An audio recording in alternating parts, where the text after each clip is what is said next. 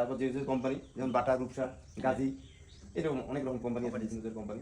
তারা নিয়ে যেমন গাজী নেয়, গাজী ট্যাঙ্ক বানায়, বাটা কোম্পানি নেয়, বাটা সোল বানায়, বাটা জুতা, চামড়া এইসব বানায়।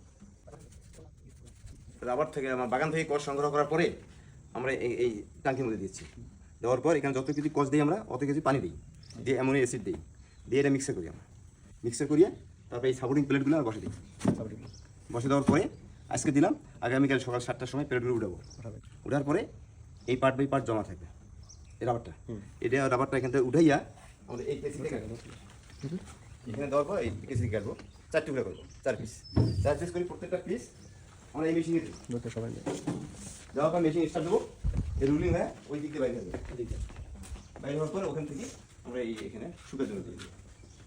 তারপর এই কষ্টটা আমরা ওই ওই ধুমঘর আছে ওইটা, ওই ধুমঘরের ভিতরে এরকম হ্যাঙ্গার করা আছে, ওই হ্যাঙ্গারের মধ্যে এরকম দেবো, তাকে বসে দেবো। দেওয়ার পর আমরা ধুমাইতে করবো, আগুন দিয়ে ধুমা দেওয়ার পর এটা কাঁচার আবার ওখানে শুরু দেবো।